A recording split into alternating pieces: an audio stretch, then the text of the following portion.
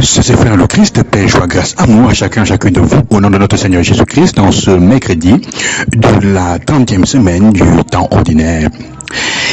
Après l'étude que nous continuons à lire aujourd'hui, Paul commence hier, s'il parlait au couple, aujourd'hui il parle à chacun de nous, il parle aux hommes et aux femmes que nous sommes.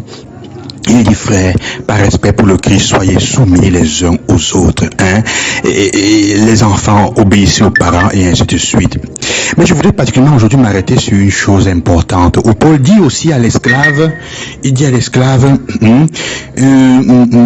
les esclaves, obéissez à vos maîtres d'ici-bas comme au Christ, avec crainte et profond respect, dans la simplicité de votre cœur. Ne le faites pas seulement sous leurs yeux, par souci de plaire à des hommes, mais comme des esclaves du Christ qui accomplissent la volonté de Dieu et de tout leur cœur. Paul nous donne la clé pour pouvoir comment, durant les moments de difficulté, tirer le bien, vivre comme témoin du Christ, même quand nous avons fait les choses qui vont contre notre volonté. Ah, c'est vrai, ce n'est pas facile, ce n'est pas évident.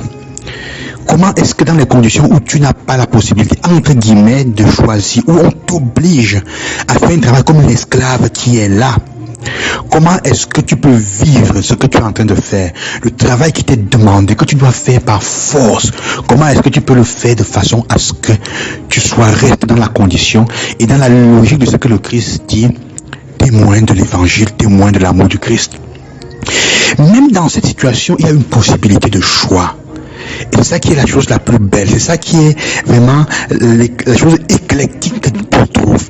C'est que même dans cette condition, tu peux choisir de servir ton patron de façon à ce que ton choix de service ne soit plus pour lui. C'est pour ça qu'il ne le fait pas seulement quand ils sont devant vous, mais soit un service, soit un don de toi-même pour que lui-même il vive. Même si au départ, il le faisait pour te menacer, désormais tu as choisi de le faire comme don de soi. Ça veut dire que, frères et sœurs, même quand on est obligé, on peut choisir de le vivre, ce que nous sommes en train de faire par obligation, comme un service de façon à le vivre de façon heureuse. C'est beau, même si c'est difficile. C'est difficile de le faire parce que parfois on est déchiré. Quand on est obligé à faire les choses, on est déchiré de le faire de cette manière-là. Alors Paul nous fait comprendre cela, Et donc nous sommes invités à choisir dans ce contexte, comme toujours, d'obéir et, comme il disait, de nous aimer les uns les autres, de pardonner et de faire ce que nous avons à faire comme choix de service de l'autre.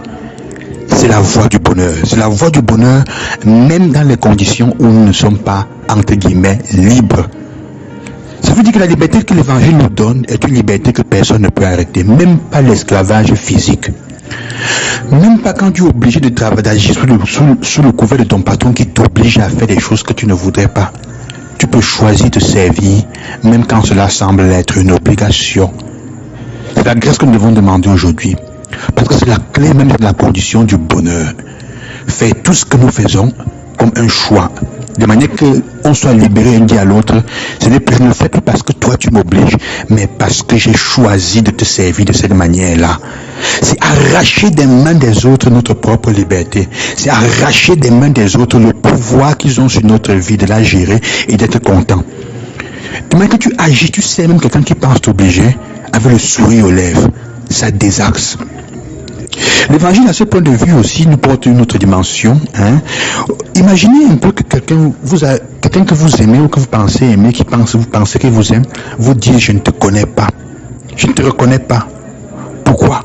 C'est le risque que nous pouvons, nous dit l'évangile, nous dit Jésus qui va vers Jérusalem.